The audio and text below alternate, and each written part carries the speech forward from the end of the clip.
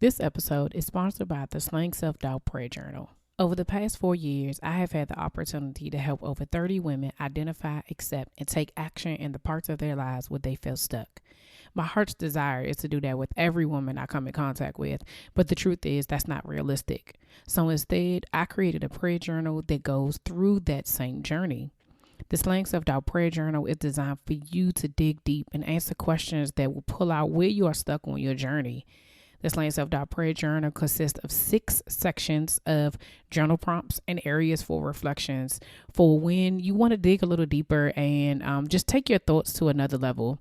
Whether it takes you 6 weeks or 6 months to complete, I promise you will not regret it. Head on over to my website at www.feliciawallace.com and select the books tab to make your purchase.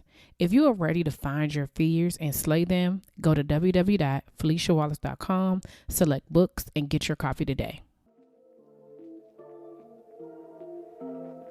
You're listening to the Slang Self-Doubt Podcast with Coach Felicia, where we empower Black women to overcome their doubts, fears, and insecurities in order to give birth to their God-given purpose. Join me and sometimes some of my friends on our journey as we remind you that you are not alone. I'm Felicia Wallace, and together we will find our fears and slay them.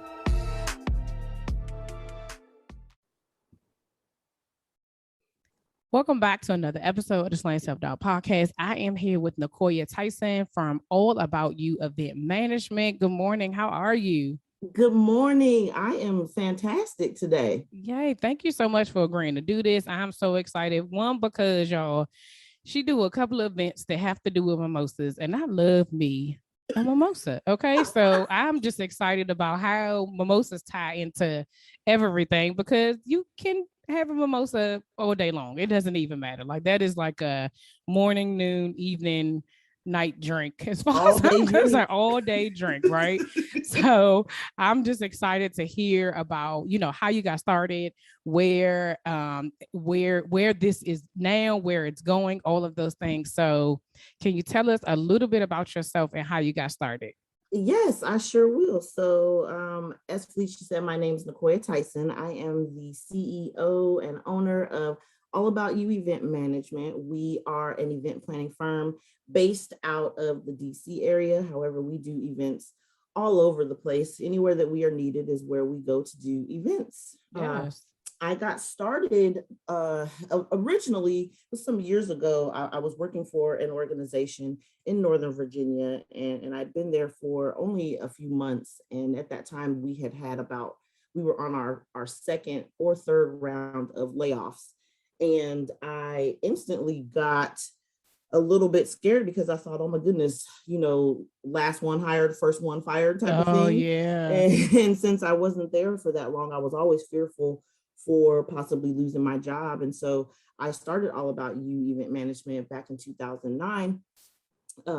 Think just so that I could, one, have something to fall back on in case anything happened, and two, to leave a legacy. I did not have any children at that time, but I was planning to have children eventually. And I also have at the time, my niece was very young and younger cousins, but I wanted to have a business that my family could depend on and possibly take over when I'm done doing all of this stuff. Yeah. So that's how I got started. Yes. Yeah. So were you always into events? Like, is that something that you actually like doing? Like, how did you pick events of all the things that you could have done? I know, right? Out of everything, because what people don't know is event planning is actually on the list of top 10 stressful jobs. So why did I choose to go be in some stress? But I actually, so event planning has always been something that I've loved to do from the time I was just a young girl. And then especially when I went to college, I was always that person that was organizing things on campus, especially once I joined my sorority.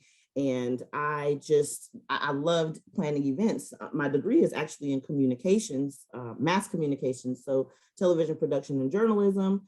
And when I my first job out of college was a communications position where I did a lot of writing, media advisories, press releases, and all of that good stuff. But in the middle of my first year on that job, my boss had told me that the following year was going to be the company's 10-year anniversary and that I should lead up the planning efforts for that.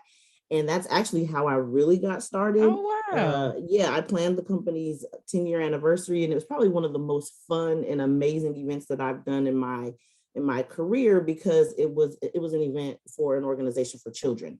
And so we rented out like a children's museum in Durham, and we had the children from all of our daycare centers and all of our facilities that we worked with submit artwork, and we had like an art display for them and amazing food. It was just an awesome time for me, and that actually drove my passion. Then after that, I moved to the DC area and I took another communications job, but I was bored, so to speak. I'll just be frank, I was bored. And so I had asked my boss if I could do some work with the conference team, the team that planned the meetings and trade shows. And as I was managing the press office on site at that particular organization, the press office was pretty self-sufficient. They could, with a bunch of laptops and computers set up, and they just went in and wrote their press releases about our event and went on about their business. Well, I was like, I'm going to head down to the trade show floor and help out down there. And on my way down there, I was getting a lot of questions from some of our attendees and our vendors. And one person said, "Hey, I saw that you guys had an ice cream sponsorship yesterday. We want to buy it for tomorrow." And I was like, "Okay, well, it's going to cost X amount of dollars." And they were like, "Okay," and went and wrote a check and gave me a check to give to our meetings team. Oh, wow. Just that that easy, huh?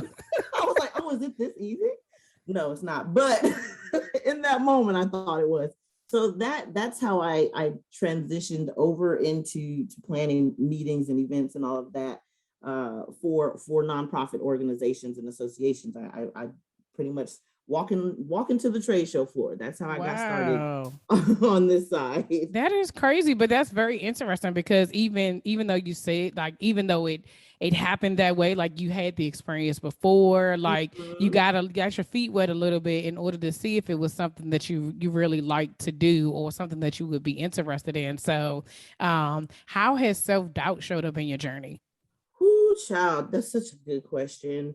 I think through all of the years that I have been in business, self-doubt is one of those things that I don't want to say that it's constant, but it's not something that goes away, I think, when it comes to certain things. So I would Agreed. say initially, thank you. We can't be confident and 100% great all the time. Yeah. We can. And in this conversation I recently had with my sister, that someone recently said, to strive for perfection, and I was like, sometimes my efforts can be a C- today. Sometimes I'm just not 100% on my A game. And I would say self-doubt probably came a little bit in the beginning, because my first year in business, I didn't book any clients my first year of business. It was more so getting the business set up. But I was like, goodness, how come people aren't finding me? Where are the people? Yeah. Events happen all the time. People are getting married all the time. I always say those milestones are always going to continue to happen. There's always a graduation. There's always a birthday. There's always a wedding. There's somebody celebrating something. There's a celebration. Yes. And so I'm like, where are the people? So I did not book my first client until I was in business for about a year and a half. And so there was some self-doubt there, like, goodness, I'm not going to be successful in this. But for the listeners out there, please do not think that you're doing anything wrong if you don't get any clients in the beginning, or that you that you should quit. Oh my goodness, don't think that at all. Yeah. Because unless you are in a business that I don't know, I can't even think of anything right now. I feel like maybe IT consulting, that's something that is constant 24 hours. That might be a little bit easy, that won't have too many issues. But don't think that when you first start out in a business that you should have tons of clients and be making tons of money. It is definitely a process. But I would say, like I said in the beginning, self-doubt came in, and then self-doubt has come in recently. Honestly, I am going through just a lot of changes with the business. Typically at the end of the year, what I do is I revamp the website and kind of do a relaunch every January, because we like to showcase all of the events that we've done throughout the year. Mm-hmm. But with COVID, we haven't really done a lot of events. We've done some of our networking events now that things are coming back in person, but we haven't done a lot of weddings and things like that because Yeah. of COVID. And I'm working through some things on how to manage my team, how to motivate my team, if I need to do a complete clean house type thing and restart that piece of things over. So I have been just mentally drained trying to figure out what those next steps are as far as the operations of the business. Yeah. Yeah. So as you're talking about how even now how self-doubt is kind of creeping in, and I agree with you, self-doubt it's a constant, right? Which is the reason Mm-hmm. why it's called slaying, right? So Yes, that's just we you're slaying it, constantly y'all. like you're going, it's not a one time. You didn't slay it, right? Like that Mm-hmm. is like a one time thing. This is current because even as you grow, as you even if you're growing in your business, growing as a person, like it doesn't matter. As you evolve, like other things are going to continue to come up that's going to cause you, just going to give you some pause. So what do you do? What some practical steps you can share with us that you do when self-doubt like shows up? Did you hear that ad at the beginning of the show? If you're a business owner looking to expand your reach, you can promote your company or product with a host read pre-roll or mid-roll ad by me on the Slang Self-Doubt podcast. If you want more information, email info@FeliciaWallace.com. That's info@FeliciaWallace.com. Now, back to the show. So my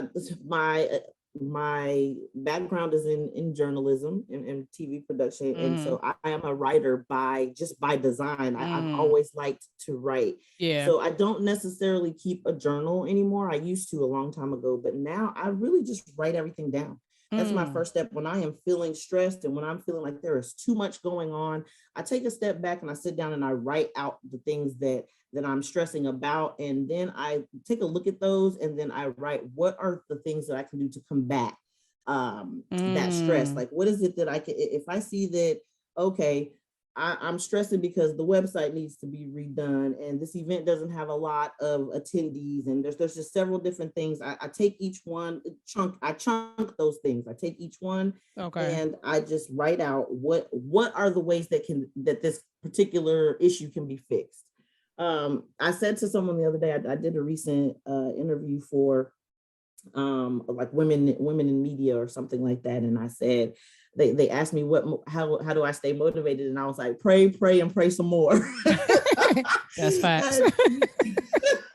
And that really is when I get stuck, I have to go back to my foundation, and that is giving it all to God and not allowing that stress to take over sometimes, because I get it. It can and it will. So especially for those of us who own businesses, we're still working full jobs. We are also parents. We're also dealing with relationships, whether it's family or friendships or romantic. It's just all of those things combined into one can really put a strain on a person. Yeah. And so when I get to that point, I just have to say, you know what?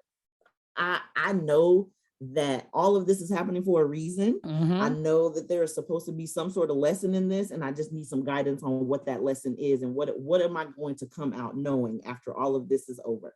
Yeah, I love that you say that. I've shared on here that I'm a journaler, right? I will journal. Like it's just easy for me to just write stuff down. But I love that you said instead of just journaling like your feelings, like you literally write down what it is that you're stressed about, and then you say how, like, what can I do to combat that? And I feel like that's very specific.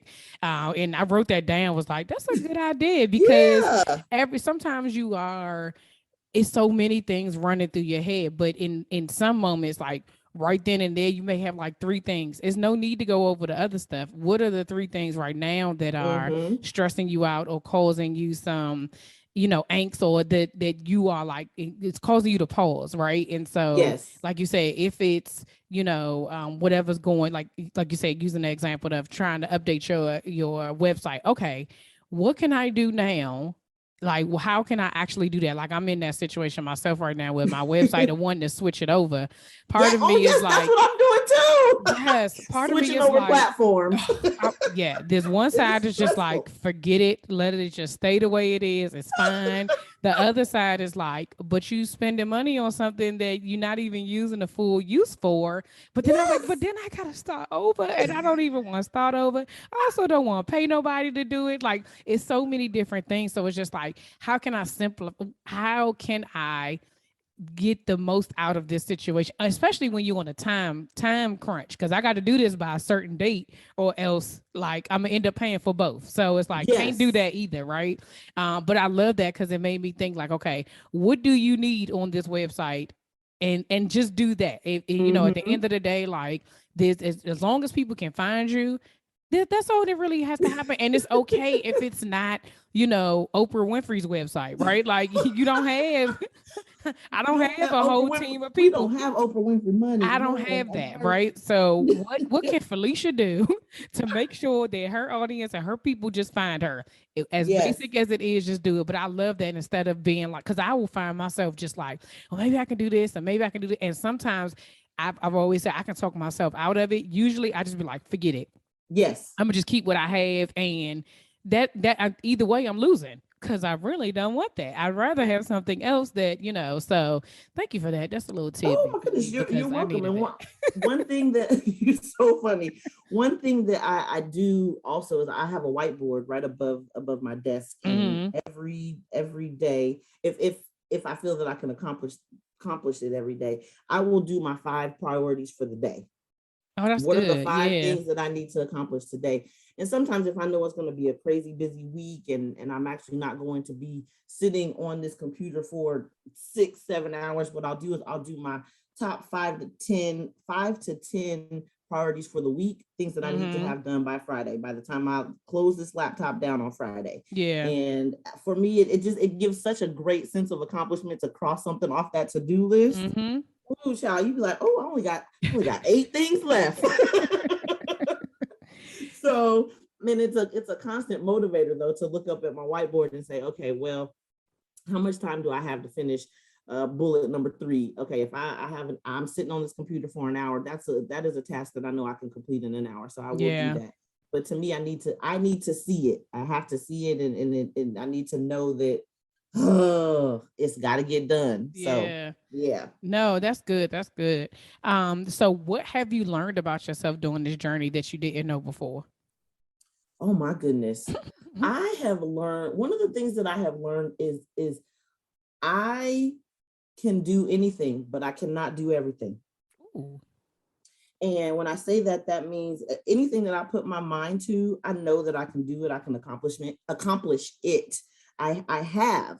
I'm one of those people that I set out to do something, and then if I put my mind to it, it will get done. But I cannot do everything, and that just means that while I want to, back to what we were talking about, I want to finish up the website, and I want to do all the social media stuff that I need to do, and I want to go on this trip, I can't do all of that. So if I want to go on this trip, then I need to pay somebody to do the website, or I need to Right. pay somebody that can manage social media, or I need to pay somebody to help with X, Y, and Z, because Yeah. I can't do it all. I Yeah. cannot do it all. That's just good. I wrote that down because there's a misconception of that I can do all things, meaning Mm-hmm. that you're supposed to do all things, right? And I think Mm-hmm. it's the thing is that that thought process of like I can do all things means like when we're talking about self-doubt, like when you're doubting yourself, like you can do all things, like you really can, you just can't do it all, like, and especially Yeah. at the same time, right? And so that's a great reminder for again for me, that when you're trying to do it all, like you have people, you have resources that you can reach out to, you have support. That's why your village is important, your support system is important. If I can't, go, I can't, there's a period of time like when my kids were going two different schools at the same time. I legit, if you Mm. got to both of y'all got to be there at 8:30, it's not happening. right? Like I Right. can't be to it. So then you have to reach out. And I think sometimes we feel like, oh, we can do all the stuff. I'll just figure it all out. But what does that cost you of trying to Yes. do it all when you really can't? And I was recently talking to a client and I told her you have to eliminate and delegate. And I remember that from years ago in leadership of like you can't do everything. So eliminate what you don't need and delegate what you don't have to do. Yes. And you hit the nail on the head with the utilizing your resources and your village. For me, I recently came into a situation where I'm trying to explain it in whatever. I'm not even gonna try to be politically correct or whatever. I had a walkthrough with a client, and one of my team members was supposed to do this walkthrough. This was just recently, and they reached out and to make a long story short, they reached out and they just said, I can't do the walkthrough. And I'm unable to meet with the client prior to. And for me, when I read that, when I saw that, the way that I felt, I'm saying the way that I felt, not the way that it probably was, but the way that I read that was, you on your own, you got to figure it out yourself. Right. Yeah. Yeah. And so, I had so many people that were like, oh, you don't have to fly from Texas to come in and do the walkthroughs just one day. We'll do it for you, like a family, friends, other event planner folks. And I declined. And one of my best friends, she said, you need to learn and be okay with accepting help. And the way that I explained to her was, all of these people who offer to help, they work or they also have their own businesses. And if a client came to them and said, hey, I want to place an order with you for 500 items and I need them by Thursday, do you think that this person is going to go do my walkthrough for me, or are they going to take care of this order for their business, for their client? Right. And I understand that, and I also respect that. And so I did everything that I needed to do, rearrange my schedule and work things out with my ex to come back and come take care of our son, so I didn't have to take him out of school. I flew back, I took care of business with the client, and I came back home. However, I was so stressed out and I was so worried about that situation, because I was like, oh my goodness, I am I honor my commitments, and I just didn't feel that I was treated in that same way. And so it started, some self-doubt came in. Yeah. And seriously, and I just was like, oh my goodness, like, what am I going to do? And I really just had to take a step back and figure out or think through case A, case B, case C, and which one was going to work out the best for me and all parties involved. And so, being a business owner is very stressful. Being an entrepreneur is stressful, and it creates so many other things that you had no idea about. You have a lot of people who start businesses and they're like, I'm going to start a business. Right. I'm going to create a website. I'm going to get some business cards, and I'm just going to do it. And I think that is so amazing that people have the courage to do that. However, I think that education is key as far as becoming an expert in your field. Yeah. And learning so that you can also grow with your business. And there's something that I heard, working in your business versus working on your business. Yes. Yes. I saw that too. And I was like, oh, there's a difference. There's a huge difference. And again, being able to manage all of that and being able to say, this is what I'm good at, and this is what I can do, but this is what I cannot do, and I'm not good at this, so I need to figure out who is going to be able to do that. Yeah. Since that occurred, I have started to put some processes in place so that won't happen again for me. And as far as having to travel back and forth and all of that, these quick turnarounds. So I'm working through that. But yes, some self-doubt came in then also, like, I can't do this. I cannot do this. Yeah. This is not working for me right now.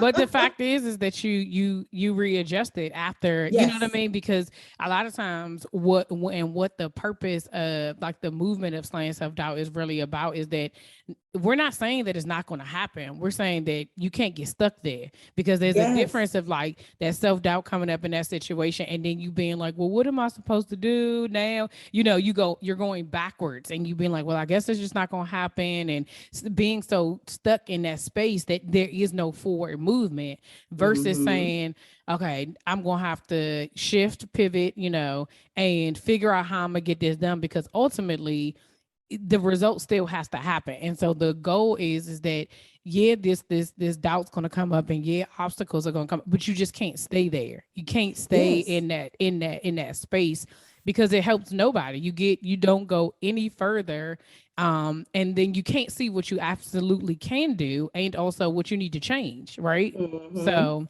that definitely, these are all learning experiences when we have these, ladies and gentlemen, they're all learning experiences. So let's talk all things, all about you, event management and mimosas. Really the mimosas. But so let's just talk about the event management company and what you do and what you are bringing to these streets. If you've been listening to this podcast or following me on social media for a while and you're ready to start your journey to healing, or you're ready to confront your doubts and insecurities, there are 3 ways I can help. First, you can download the journal prompt from my website. Use this as a guide to get back on track with where God is calling you. Secondly, you can go to my website and purchase the Slaying Self-Doubt Prayer Journal. Using this prompt and journal will pull out where you are stuck on your journey. These questions will force you to dig deep and find your fears. Lastly, if you're ready to invest in your healing journey and work directly with me, book a 30-minute connection call with me today. This allows us to see if we are a good fit for each other. So head on over to my website, www.feliciawallace.com, to do one or all 3 of these. That's www.feliciawallace.com. Now, back to the show. Yes. So, in addition to being a planner and planning weddings and special events and social events and all that stuff, I created an event called Mornings Are for Mimosas. Mornings Are for Mimosas originally started out as a wedding planning workshop for brides and grooms to help them get started in the wedding planning process. And it's funny how I came about that actual event. I was in Reno, Nevada, and I got this. I went to Target, my favorite place, and I Yes. feel like I mention this on every interview I do because I love Target, and they need to be a sponsor somewhere. Right. Anyway, so so I go to Target and I see this T-shirt that says "Mornings Are for Mimosas," and I'm like, oh my god, I love this T-shirt. It's so cute. So I buy this T-shirt, and maybe 6-8 months later, I'm working on a photo shoot with my team and a photographer. We were doing a style shoot, and the theme of the style shoot was it was a brunch themed style shoot. Mm. And when the magazine asked me what did I want to call it, I was like, "Ooh, Mornings Are for Mimosas. Let's theme it that." And one of the photographers at the time, they are a duo, but at the time they were engaged. And the bride, she was asking a lot of questions about wedding planning, just a bunch of questions. How do I create a budget? How do I look for vendors? Just all of that stuff. And as we Mm-hmm. are talking through the photo shoot and she's asking me these questions, I got this idea. Oh my goodness, I'm pretty sure there are several people just like you who have all these questions and they don't know where Yes. to start. Yep. So how about I do a workshop? I'm going to do a workshop. So I do this workshop, and it's awesome. At the time we did the workshop, it was in Tyson's Corner, and the workshop was wonderful. Actually, someone who attended the workshop and booked me as their wedding planner, which was even more Yes. awesome. And they were such an amazing couple. And so then we're planning another one, and I will say like the following year we're working on the next one. Mm-hmm. And we didn't have any registrants for the event, and I was like, oh my goodness. So I had called the venue to see if we could change the date, and they were like, no, because we have something else going on, Right. and the date had already been changed another time prior to that. And so I called my social media person and I said, hey, I'm hopping on a plane right now, but let me think through this a little bit. I take everything off because we're not gonna do the event in the way that I'm envisioning it. So I get on the plane, and I'm on the plane to Michigan, and I'm thinking and I'm thinking and I'm thinking, and light bulb went off, and I said, you know what? Right now, brides and grooms, they don't want to sit through a 2-3 hour workshop. Mm-hmm.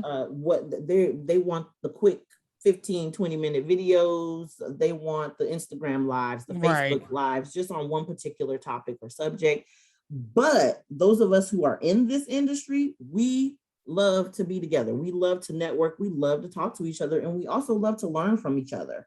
And so I called the social media person and I said, we're going to change it into a networking event for planners and vendors.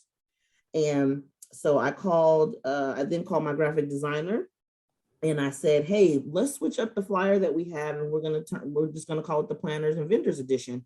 So we created this networking event of Mornings Are for Mimosas, which is for anyone who touches an event. Anyone who, if you are a hair and makeup artist, if you are a planner, if you are a photographer, videographer, anyone that touches an event should be at this event, because wow, we have our network of people like, oh my goodness, you need someone to do invitations, I have someone for you. But sometimes you only have one or two people that you can call to do that. This event really helps you to build your network and get more people in your network so that you can recommend them for your clients other in case stuff, they need yeah. something. Yeah, because you just never know. I'd rather have 5 photographers, videographers in my arsenal instead of just one or two that I Right, normally go exactly. to.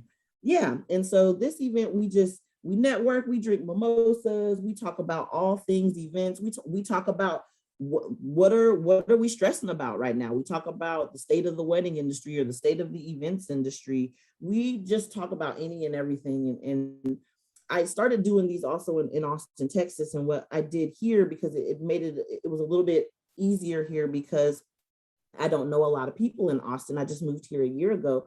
What I did here is I have it where we have one particular topic at the Austin event. So we have a guest speaker that will speak on the art of customer service, because let's face it, during COVID right now, customer service is dying. Mm-hmm. Yeah. Customer service is not so great right now, and I think that sometimes people need to go back to go back to 101, customer service 101. Yes.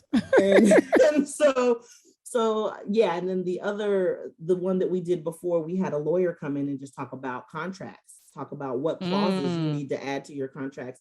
Now that we are in a pandemic, there are certain things like people lost a lot of money during this time because they didn't have strong contracts and they didn't have strong clauses in their contracts.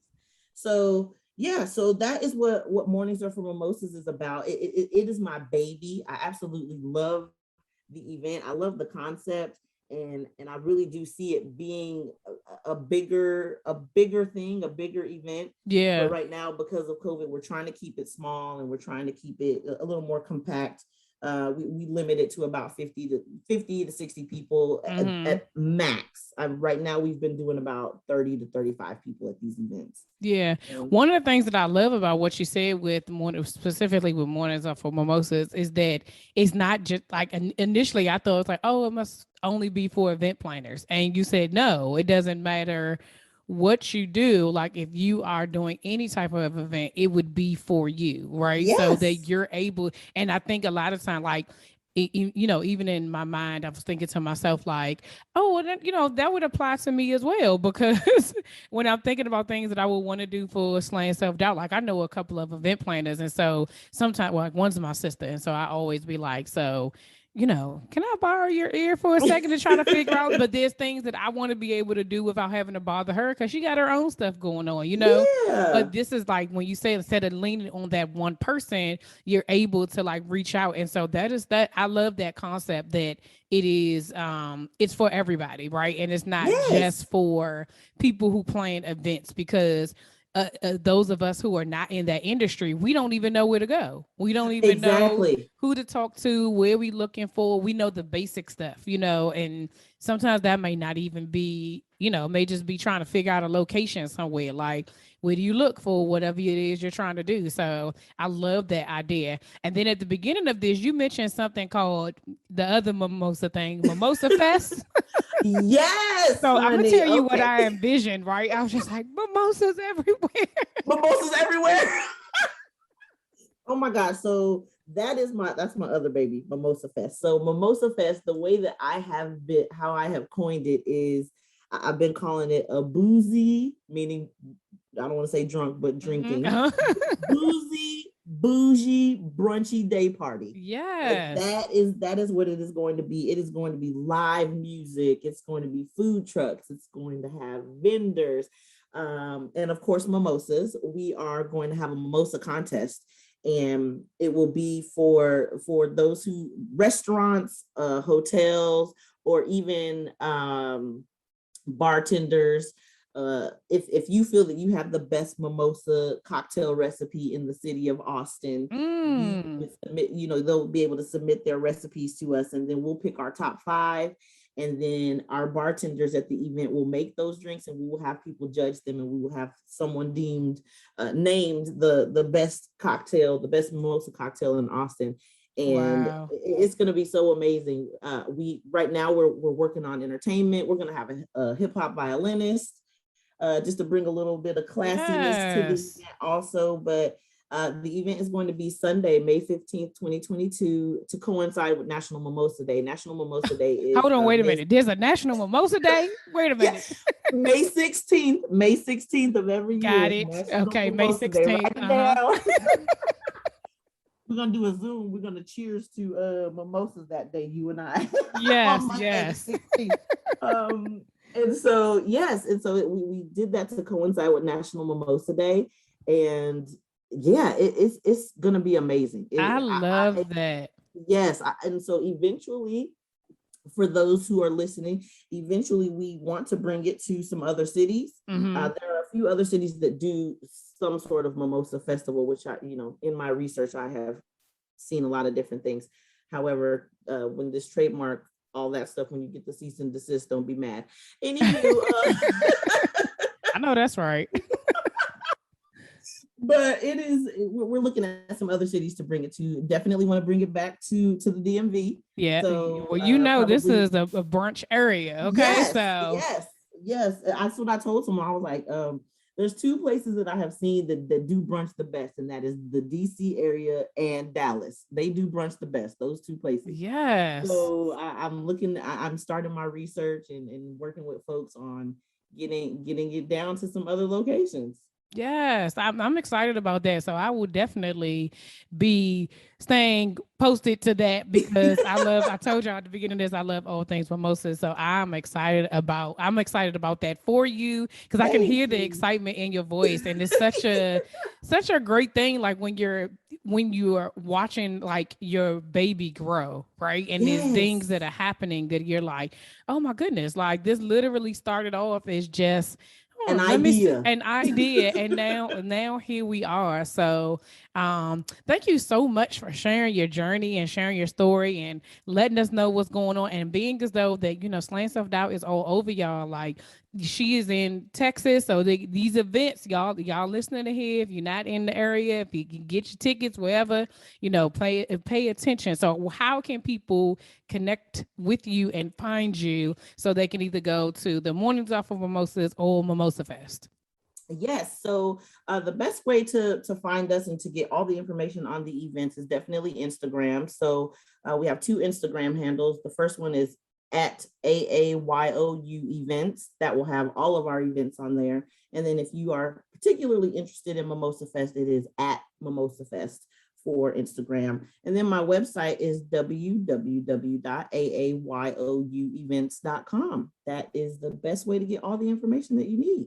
Yes, well, y'all know that's going to be in the show notes. We're going to make sure that y'all have all the information. Thank you so much, Necoya, for sharing with us, for just allowing us to be a part of this, and sharing with us your journey to where you are now. And I'm excited to see what's going to happen. Like this is. I can tell, like I said, the excitement in your voice. Like I want to see this for you, so you could be like, "Yay!" I know. Well, we will talk because you need to get a VIP ticket and come on Oh, through the okay, Mimosa this is all Fest. right, all right. We will be there. We will be there. Yes, yes. And Yes. thank you so much, Felicia, for having me. It has been wonderful just being able to share my story and let people know that it is you can do it. Yes. It may be stressful, it may take a toll on you sometimes, but you can do it, and you can get through all of the doubt that you may be having and be able to slay that. And don't think that it's going to just go away. Yeah. Things don't just go away and aren't done instantly, but it is really good to be able to share with the masses some thoughts and ideas on what I've been doing and how I've been working through all of it. Yes. Oh, thank you so much. I appreciate that. Thank you for sharing your story. We appreciate you. Thank you.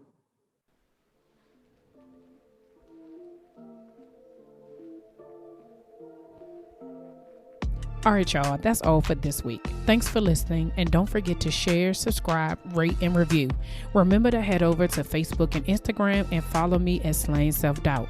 Oh, wait, don't forget, go to my YouTube channel and watch this episode, and remember to press the subscribe button. Until next week, see ya.